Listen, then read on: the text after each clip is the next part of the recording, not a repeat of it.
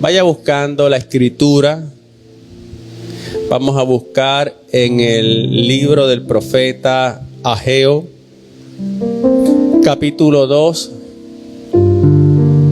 los versos 2 al 9. Ageo capítulo 2, los versos 2 al 9, y dice la escritura de la siguiente manera: en el nombre de Cristo Jesús. Habla ahora a Zorobabel, hijo de Salatiel, gobernador de Judá, y a Josué, hijo de Josadac, sumo sacerdote, y al resto del pueblo, diciendo: ¿quién ha quedado entre vosotros que haya visto esta casa en su gloria primera, refiriéndose al templo? ¿Y cómo la veis ahora? ¿No es ella como nada delante de vuestros ojos?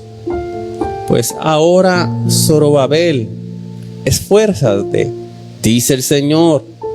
Esfuérzate también, Josué, hijo de Josadac, sumo sacerdote, y cobrad ánimo, pueblo todo de la tierra, dice el Señor, y trabajad, porque yo estoy con vosotros, dice el Señor de los ejércitos, según el pacto que hice con vosotros cuando salisteis de Egipto, así mi espíritu estará en medio de vosotros. No temáis, porque así dice el Señor de los ejércitos: de aquí a poco yo haré temblar los cielos y la tierra, el mar y la tierra seca, y haré temblar y llenaré de gloria esta casa, ha dicho el Señor de los ejércitos. Mía es la plata y mío es el oro, dice el Señor de los ejércitos. La gloria postrera de esta casa será mayor que la primera, ha dicho el Señor de los ejércitos, y daré paz en este lugar, dice el Señor de los ejércitos. Gracias, Señor, por esta escritura. Háblanos en esta mañana conforme tu voluntad. Declaramos, Señor, que esta palabra cumple tu intención y es prosperada para lo que ha sido enviada, Señor. Esta palabra hallará lugar en nuestros corazones, Señor, y nos edificará, nos despertará, nos revelará a Cristo. Que todo el que reciba esta palabra hoy sea bendecido en el nombre de Cristo Jesús. Amén. La gloria postrera será mayor. Diga hoy: la gloria postrera será mayor. El templo de Jerusalén había quedado destruido en el año 586 antes de Cristo, cuando los ejércitos de Babilonia destruyeron a Jerusalén y se llevaron cautivo a los judíos. Ya los profetas habían predicho y anticipado esto. Era el pago por el pecado del pueblo, por la desobediencia. Así que realmente todo esto se debió al pecado de Judá. No obstante, y a pesar de todo esto, Dios había revelado también que pasados 60 años el Señor iba a restaurar a su pueblo. Iba nuevamente a atraer al remanente a su patria. Ellos regresarían nuevamente y Dios restauraría. ¿Y sabes qué? Así sucedió. Porque todo lo que Dios dice, todo lo que Dios anticipa, todo aquello que Dios promete, Dios lo cumple. Y cuando el rey Ciro llegó al reinado, él mediante un decreto real le permitió a los judíos volver nuevamente a su tierra natal y reconstruir el templo. Y el libro de Ageo precisamente habla de esa reconstrucción del templo, de ese proceso, de esa dinámica. Y en esta mañana, en la primera parte de este mensaje, quiero hablar un poco de ese proceso de reconstrucción. Y necesito hablar primeramente de ese proceso para que me sirva de base para poder hablar de una promesa que Dios le da a este pueblo, de esa promesa donde Dios le dice específicamente a ellos que la gloria postrera de esta casa será mayor que la primera. Así que me voy a concentrar, amén, en ese proceso. ¿Qué fue lo que sucedió? Y en la segunda parte de este mensaje, que puede ser que no la complete hoy o tal vez la toque el próximo domingo, vamos a ver cómo esto fluye. Quiero hablar precisamente de esa gloria de la cual está hablando el profeta, de esa gloria postrera que sería mayor que la primera. ¿Y cuál es la extensión de esta gloria? Cuando usted va al libro de Esdras, capítulo 3, los versos 10 al 13, allí se registra el momento en que se echan los cimientos del templo, el momento que comienza la edificación de este templo que había sido destruido. Y Esdras registra precisamente el momento que se echan esos fundamentos.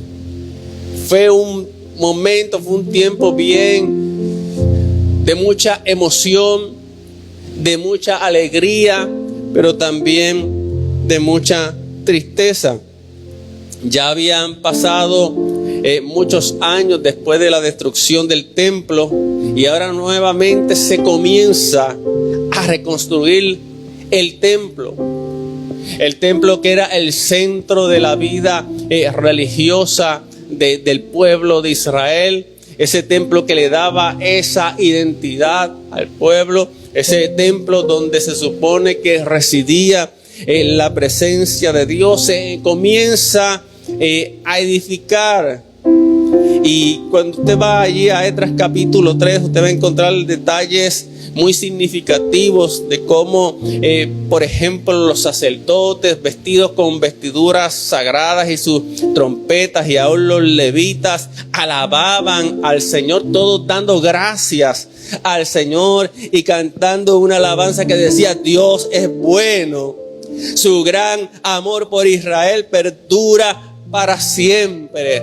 Era un momento para adorar, era un momento para agradecer. Dios los había traído nuevamente del cautiverio y ahora les da la oportunidad de edificar, de levantar nuevamente su casa, y ellos podían reconocer en todo esto la mano del Señor que había sido buena con ellos. Aleluya. Era un momento significativo, era un momento importante, momento de alegría para muchos, pero ¿sabes qué? Para algunos también, para los más ancianos, aquellos que recordaban el primer templo, aquellos que habían visto el primer templo, era motivo de tristeza. Pero ¿por qué era motivo de tristeza si estaban nuevamente reedificando aquella casa? Bueno, amados hermanos, lo que sucede es que el primer templo, el templo que edificó Salomón, fue un templo muy elaborado, adornado, un templo que estaba rodeado de edificios y patios, un templo decorado con grandes cantidades de oro y piedras preciosas. Era algo magnífico, era algo majestuoso. De hecho, el templo de Salomón estaba en medio de una ciudad floreciente y próspera, algo nunca visto. Pero ¿qué sucede? Este segundo templo que se está edificando sobre los cimientos, o en el lugar donde estaba el antiguo templo, estaba en medio de las ruinas y distaba mucho de lo que era el primer templo. Y los ancianos lloraban porque el nuevo templo no sería tan majestuoso como el primero. Porque ellos habían visto la gloria primera del primer templo. Pero este segundo templo, a sus ojos, conforme lo que podían ellos mirar con su vista natural, no representaba ni un ápice de lo que fue el primero.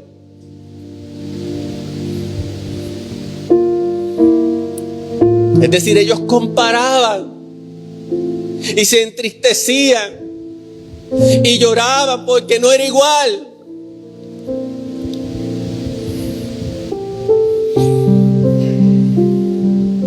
Mira, amados hermanos, la belleza de un edificio no es tan importante para Dios como la actitud de los constructores y de los adoradores.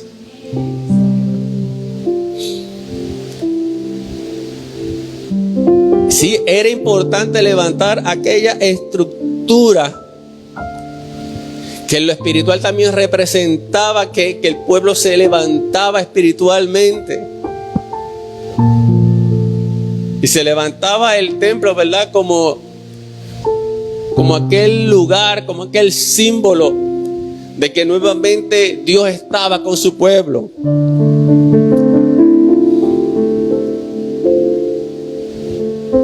Pero, ¿qué era realmente lo importante? Era realmente importante los detalles. Lo importante era la ornamentación de este lugar, que obviamente no llegaba a como era el primero. O era importante la actitud de los que estaban construyendo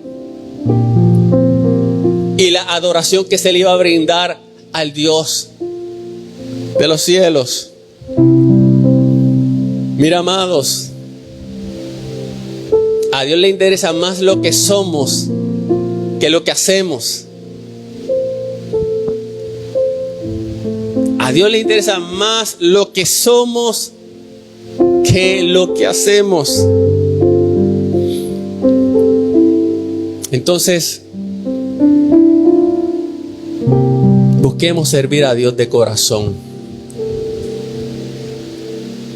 Y aprendamos y olvidémonos de comparar lo que tenemos o hemos logrado con otros. Ellos se pusieron a comparar lo que el antes con lo que era ahora. Ellos se pusieron a comparar la gloria pasada con lo que ahora se estaba levantando, que aparentaba no tener ningún tipo de gloria. Y claro está, muchos de ellos estaban mirando solamente desde el foco o desde el lente simplemente físico, de una apariencia, de una estructura, sin mirar lo que Dios quería hacer.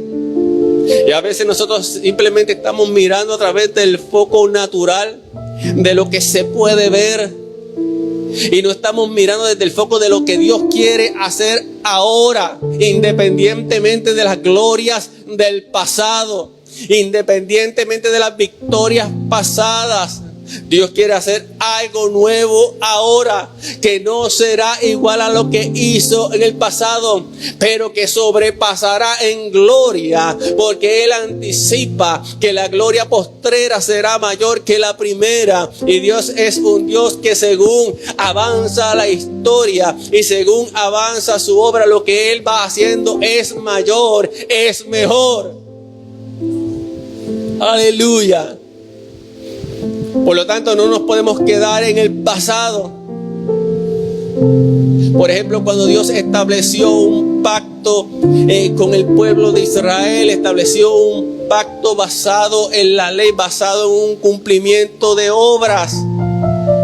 Ese pacto tenía un propósito. Pero cuando vino Cristo, estableció un nuevo pacto basado en mejores promesas.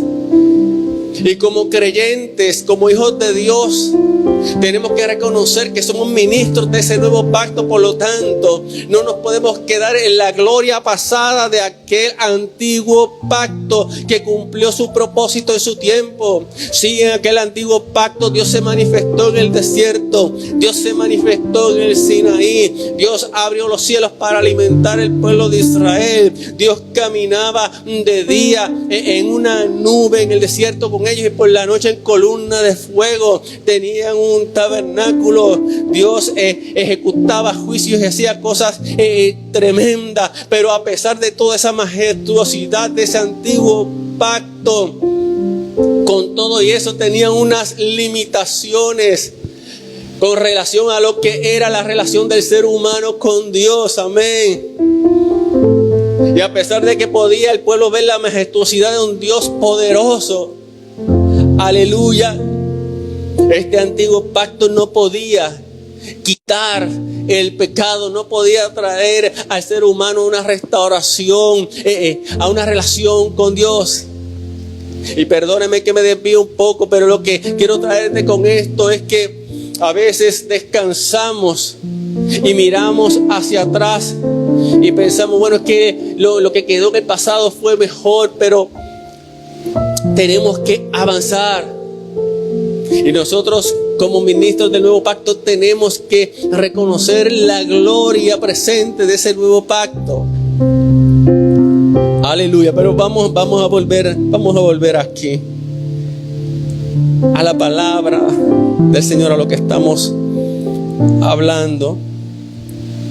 Ellos se pusieron a comparar, pero con todo y eso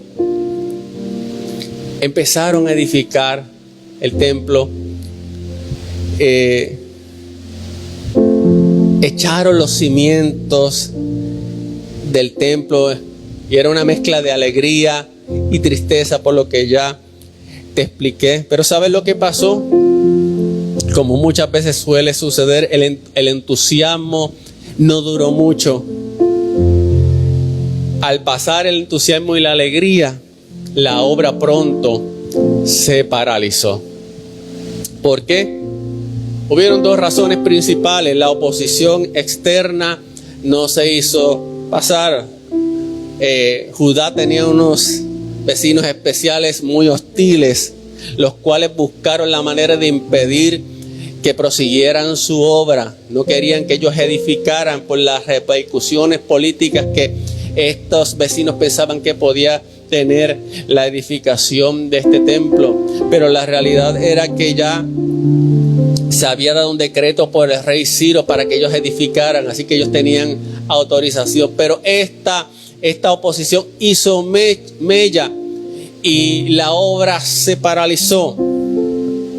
Pero había otra razón que yo creo que es una razón que tiene todavía más peso que la sola oposición, ¿verdad?, de estas naciones vecinas.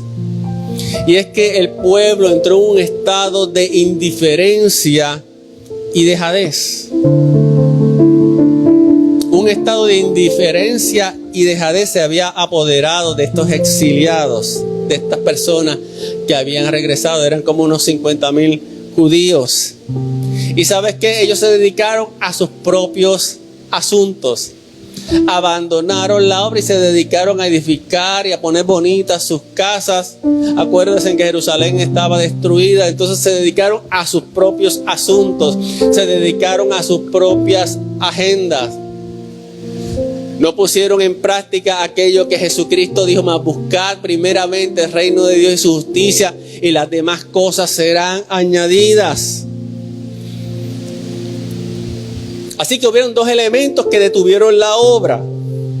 Por un lado, la oposición externa, y por otro lado, la indiferencia y dejadez interna del mismo pueblo de Dios. Históricamente hemos visto que cuando hay oposición o persecución, esta no detiene a la iglesia, por el contrario, la activa más. Sin embargo, cuando la iglesia, cuando el creyente entra en autocomplacencia, cae en la indiferencia y cae en la dejadez. Y es aquí donde está el verdadero peligro espiritual para el creyente y para la obra de Dios. Porque entonces abandonamos el quehacer de la obra de Dios, el quehacer del reino de Dios, para simplemente autocomplacernos y dedicarnos a nosotros mismos, y descuidamos por un lado nuestra vida espiritual y descuidamos por otro lado la obra del Señor. Y después nos quejamos y decimos: ¿por qué?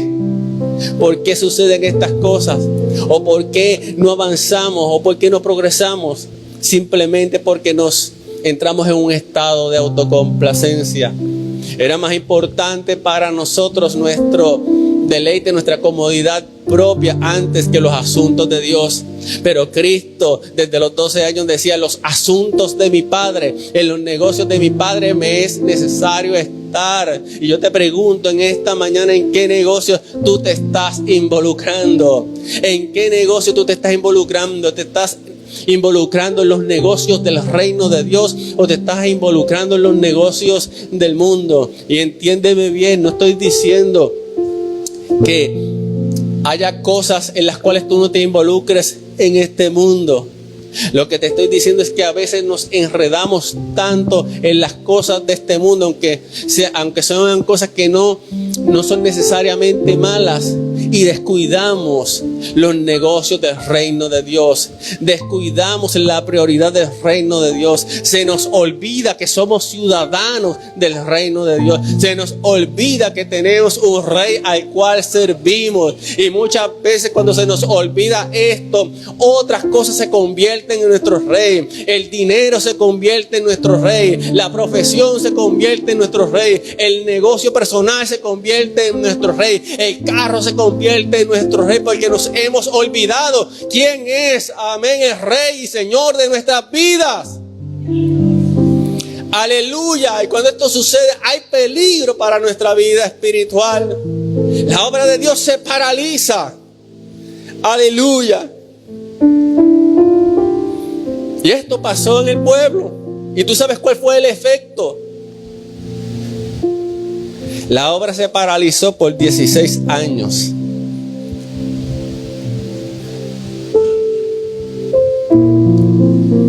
Porque, amados hermanos, no son los comienzos. Los comienzos a veces son gloriosos. Los comienzos a veces son rimbombantes. Los comienzos son a veces emocionantes. Pero no es que comiencen la carrera, es la perseverancia.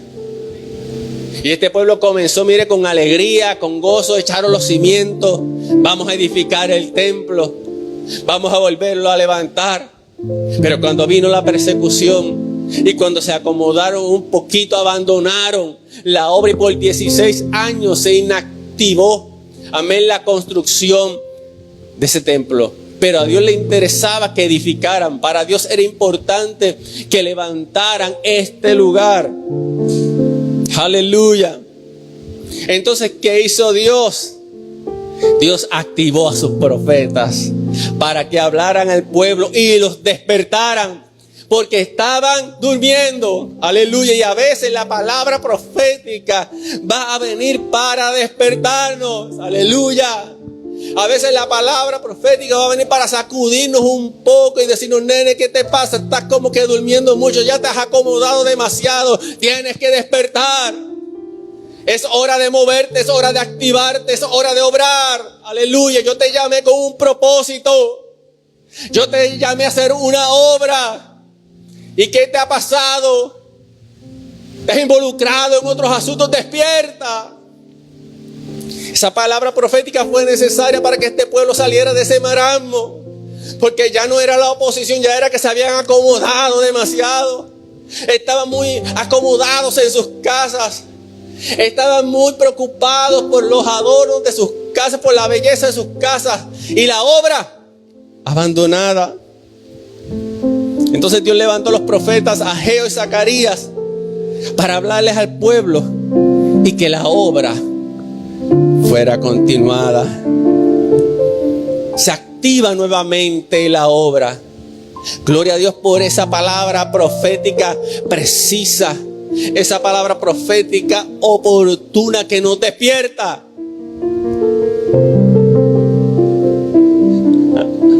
Aleluya. Vuelvo y lo digo, gloria a Dios por esa palabra profética oportuna y certera. Esa palabra que te sacude. Porque hay palabras que lo que te dicen, oye nene, tú estás bien así como estás. Hay palabras que son miren, como muy alabanciosas, ¿verdad?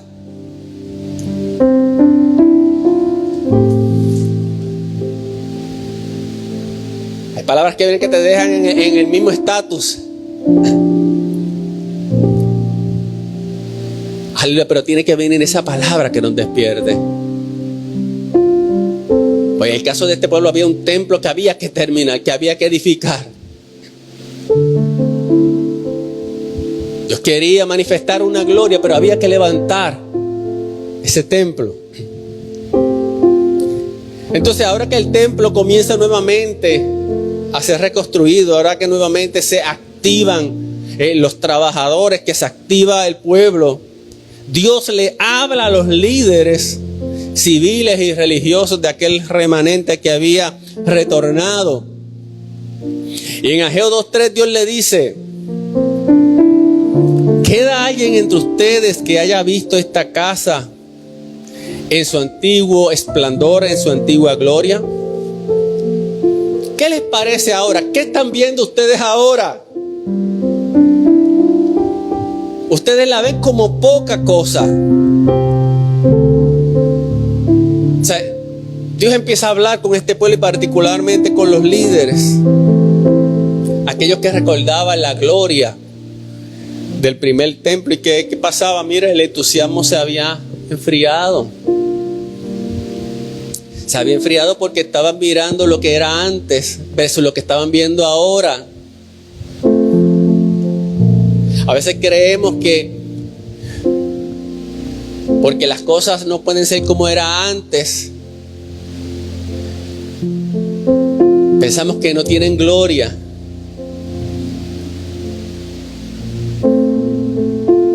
Y pensamos que las cosas se deben quedar igual.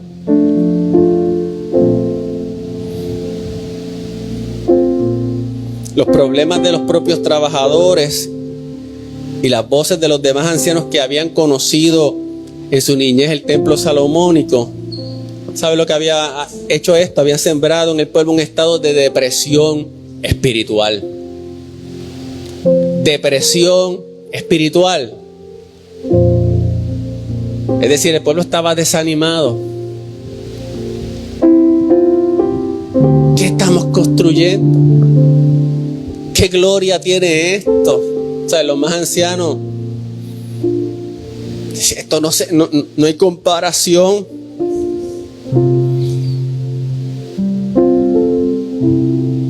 O sea, la simpleza de estas nuevas estructuras, porque eran simples, no tenían los recursos para hacer algo como el primer templo, había provocado el menosprecio y el desánimo entre los israelitas.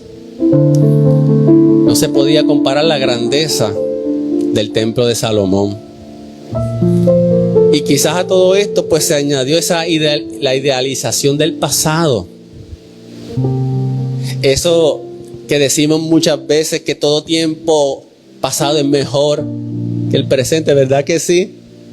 ¿A cuánto les pasa que miramos hacia el pasado y decimos, no, el pasado fue mejor? Y quizás los ancianos estaban idealizando esto. De hecho, Eclesiastés 7:10 te dice: nunca preguntes por qué todo tiempo pasado fue mejor. No es de sabio hacer tales preguntas, pero a veces vivimos con la nostalgia de esa gloria pasada, de ese tiempo pasado, y no nos preguntamos: Dios, ¿qué tú quieres hacer ahora? A pesar de las limitaciones que yo pueda ver, ¿qué tú quieres hacer ahora? A pesar de los cambios que están ocurriendo en el mundo en que vivimos, ¿qué tú quieres hacer ahora? ¿Sabe lo que hace Dios? Dios le da ánimo a este pueblo y Dios promete una gloria mayor. Amados, quiero que entendamos en esta mañana Que no podemos vivir en un pasado que ciertamente fue glorioso, pero que ya se fue. La iglesia no puede vivir en el pasado glorioso, porque ya se fue. Tenemos que vivir en el ahora de Dios. El problema es que estamos muy ocupados como para involucrarnos en el ahora de Dios. Quizás estamos muy autocomplacidos con la vida que vivimos y hemos entrado en la indiferencia y hemos entrado en la apatía y no nos importa el ahora de Dios. Y simplemente es más fácil vivir en las glorias pasadas y recordar, sentarnos en la hamaca y recordar las glorias pasadas. Y no preguntarnos, Señor, ¿qué tú quieres hacer ahora? ¿Qué gloria tú quieres manifestar ahora en este tiempo? ¿Qué gloria tú quieres manifestar en mi vida, en nuestra iglesia, en nuestra familia, en la ciudad? Aleluya. No, pero a veces somos como los ancianos. No es que ya Dios no puede hacer lo que hizo antes. No, Él no puede hacer quizás lo que hizo antes. Puede hacer algo mejor. Aleluya. Quizás no traerá nuevamente la gloria anterior, porque Él dice, no, la gloria que yo tengo, la gloria postrera será mayor. Porque Dios no es un Dios que va de mayor a menor. Dios es un Dios que va de menor a mayor. De una gloria menor a una gloria mayor. Aleluya.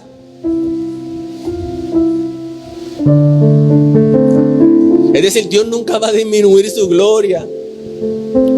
Dios nunca va a disminuir lo que hace. Aleluya. Si hizo milagros antes, va a hacer ahora más milagros.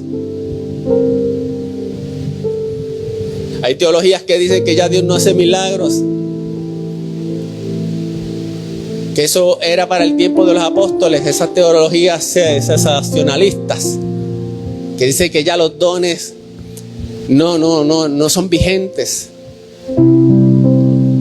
Y yo le pregunto a esta persona, bueno, pues si ya los dones no son vigentes, si ya los milagros no son vigentes, pues entonces la salvación entonces no sería vigente tampoco, porque me están limitando a Dios. Y si la gloria de Dios va en aumento, no puede ser, amén, que ya Dios no haga milagros.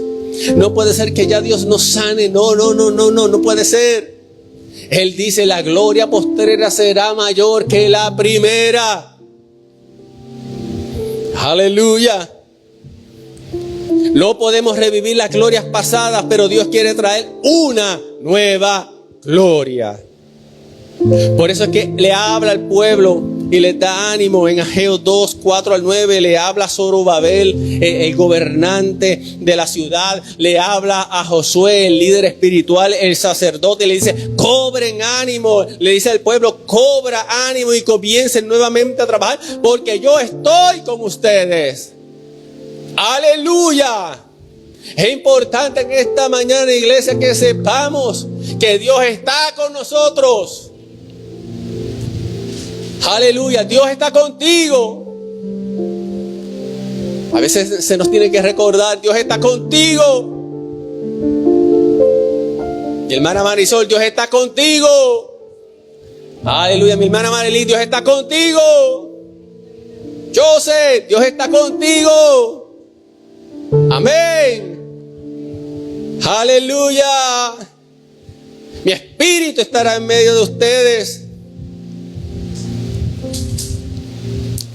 Y quiero que veas esto, porque entonces ahí cuando Dios le da esa palabra de ánimo, Dios le dice actívense, Dios le dice trabajen, y ahí Dios le habla de una gloria postrera. Aleluya. La gloria de este segundo templo será mayor que la del primero. Gloria postrera. Ya estoy terminando. La gloria postrera. ¿Se acuerdan que la semana pasada hablamos también de gloria? ¿Cuántos se acuerdan del tema? Señor, ábreme los ojos para ver tu gloria donde no la puedo ver. Así que Dios nos está llevando, mire, de gloria en gloria. Aleluya. La gloria postrera, mire, La gloria de Dios hace alusión cuando Dios le habla a este pueblo, aquella nube que llenó por primera vez el templo de Salomón cuando se inauguró la Shequina de Dios. La gloria de Dios es su presencia. Entonces Dios dice que la gloria postrera será mayor. Dios tenía reservados días mejores para el remanente, pero tengo que decir algo. Desafortunadamente esa generación no pudo heredar estas promesas. Quiere decir que si no pudo heredar estas promesas, Dios estaba hablando de algo que iba a tener un alcance más amplio, un alcance más extenso, un alcance mayor. Aleluya. Había algo más que simplemente llenar una estructura física de gloria. Amén. Y eso lo vemos en las siguientes aseveraciones que hace Dios cuando habla, porque Dios habla y dice: vendrá el deseado de todas las naciones. Dios dice: llenaré de gloria esta casa. Dios dice: la gloria postrera será mayor. Dios dice: y daré paz en este lugar. Entonces la casa que estaban construyendo debería llenarse de una gloria mucho mayor que la del templo de Salomón. Pero ¿cómo es posible? Esta casa sería llena con una gloria de otra naturaleza. Pero ¿cómo es posible que esta casa se llene de una gloria de otra naturaleza? Bueno, Dios está diciendo que la gloria postrera será mayor que la primera. ¿Y cómo es posible que si la primera gloria que hablaba de la Shequina de Dios que llenó el templo de Salomón como una nube, ahora esta gloria fuera mayor?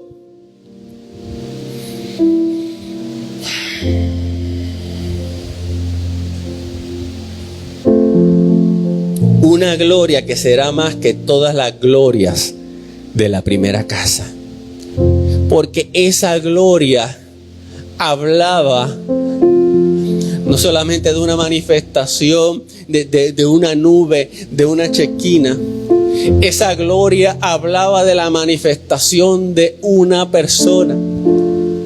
Esa gloria hablaba de la manifestación del Dios, amén, que se iba a hacer carne.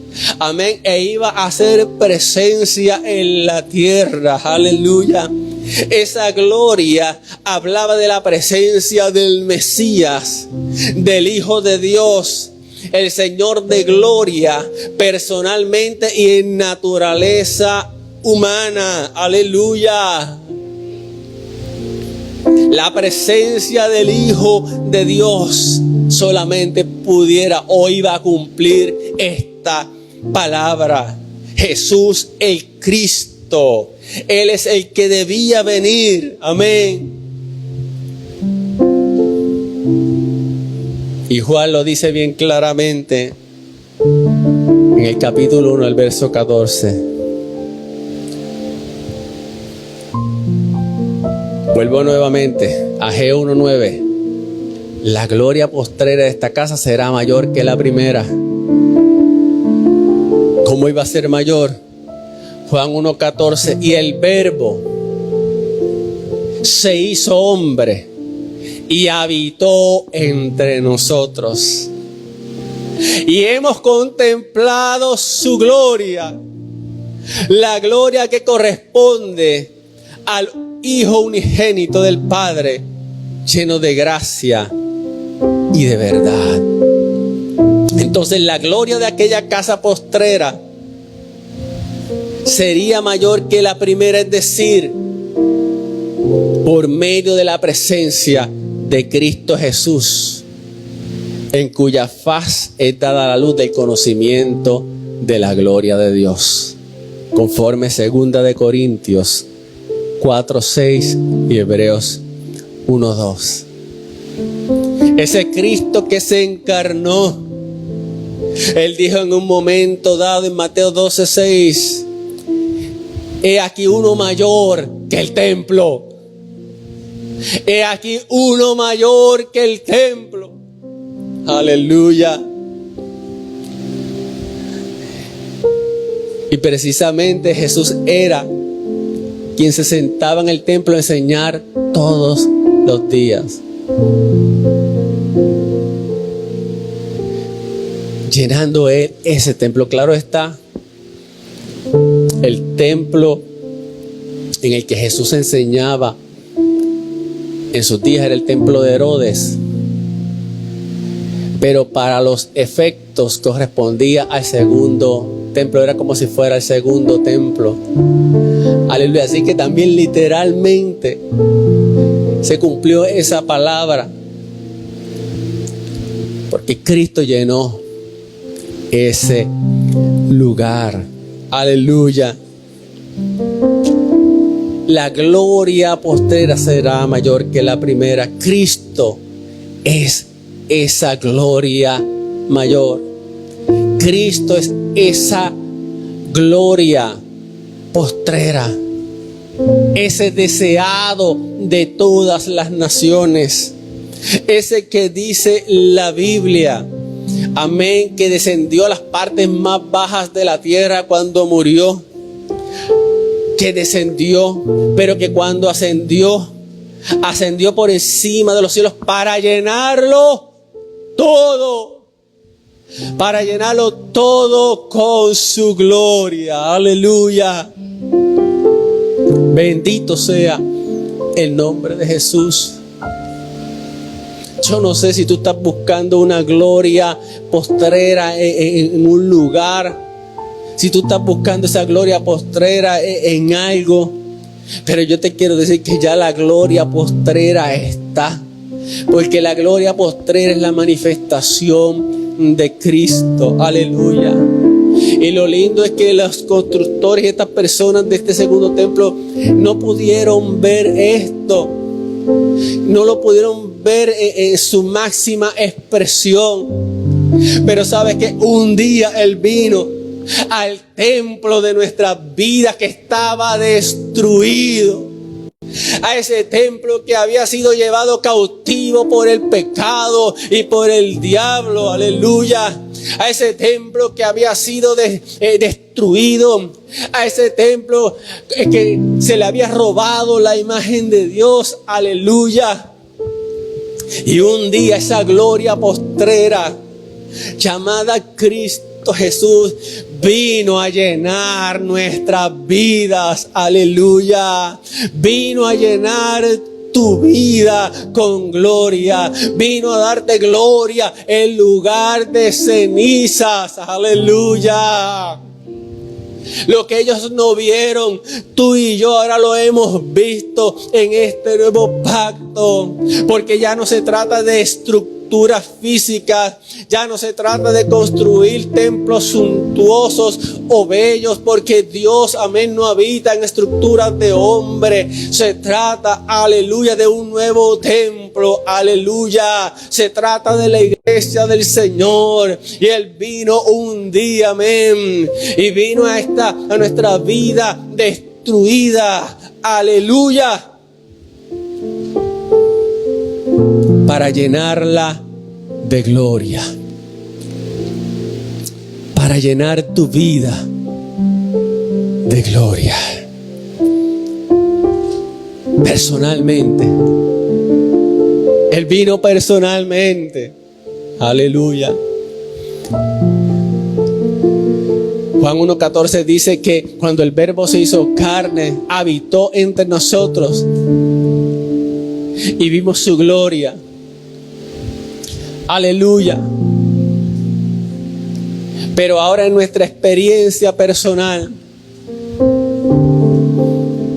en el momento que le dijimos a Jesús, sí, Jesús, Él llenó nuestras vidas de su gloria. Y ahora vivimos en esa gloria postrera. Vivimos en esa gloria postrera. Gloria al nombre de Jesús. Dale gloria a Dios por Cristo Jesús. La gloria postrera será mayor que la primera. Aleluya. Hay tiempos mejores, amados hermanos. Hay tiempos mejores para la iglesia. Hay tiempos mejores para ti. ¿Y por qué hay tiempos mejores? Porque estás en Cristo Jesús. Aleluya. Y todo lo que hagamos para el Señor, mire, aunque sea sencillo, valdrá la pena. Porque Dios añadirá su gloria. Ponte de pie en esta mañana.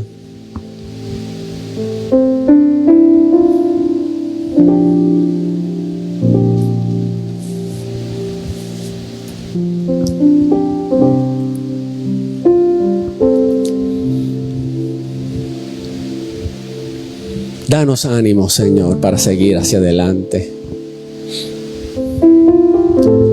Danos ánimo para seguir edificando en tu reino, Señor. Aleluya. Tienes que edificar en el reino. ¿Quieres ver la gloria de Dios? Tienes que edificar. Queremos la gloria de Cristo. Amamos la gloria de Cristo. Y reconocemos la gloria de Cristo en nuestras vidas, Señor. Aleluya. Mi alma te alaba. Cuando reconocemos la gloria de Cristo en nuestras vidas, amados hermanos, podemos creer por cosas grandes. Cuando reconocemos la gloria de Cristo en nuestras vidas, podemos creer por milagros. Podemos creer por sanidades. Podemos creer por salvación. Aleluya. Y en esta mañana yo le hablo a personas cuya condición es como la de aquel templo que había sido destruido en Jerusalén. Personas que han perdido toda esperanza. Personas cuyas vidas están arruinadas. Personas que han perdido la esperanza. Personas de las que se dicen no tienes posibilidad de levantarte. Aleluya. Pero hoy Dios quiere edificarte. Hoy Dios quiere levantar tu vida. Aleluya. Y poner la gloria de Cristo en ti. ¿Es posible? Sí, es posible. Aleluya. Tal vez no tengas mucho que ofrecer a Dios. Tal vez lo único que tienes para ofrecer a Dios son las ruinas de tu vida. Pero Él tomará las ruinas de tu vida y te va a reedificar. Te va a restaurar. Él va a hacer algo nuevo de ti. Él te va a dar una nueva identidad. Y Él va a poner su gloria en ti. Y no solamente eso, porque en esta palabra también decía Dios, y daré paz en este lugar. Y la paz es el resultado de la obra de Cristo por nosotros. Y Él va a poner su paz en ti. Gracias te damos, Señor, por esta palabra. Confiamos que la misma haya edificado. Que ahora mismo tú restaures muchas vidas. Que ahora mismo la gloria de Cristo, Señor, sea recibida por muchos corazones, Señor. Señor, da ánimo al desanimado. A veces nos pasa como este pueblo que se desanimó, que se desenfocó, que cambió sus prioridades. Pero tú tenías, Señor, un propósito. Tú querías manifestar tu gloria. Pero no se puede manifestar tu gloria, Señor, cuando nos desenfocamos y nos desviamos de tus asuntos. Pero hoy nos tornamos a ti. Despierta tú que duermes y te alumbrará Cristo. Vuelve a tu lugar, vuelve a tu posición en esta mañana. Despierta tú que duermes y te alumbrará Cristo. La gloria del Señor resplandecerá sobre tu vida, Padre. Señor, bendigo a cada oyente, Señor. Tú has suplido toda necesidad, Señor, y tú has ministrado conforme a tu voluntad. Y creemos, Señor, que la gloria tuya se ha manifestado, Señor, donde quiera que esta palabra ha sido recibida. En el nombre de Cristo Jesús. Amén y amén. Sean bendecidos en esta mañana.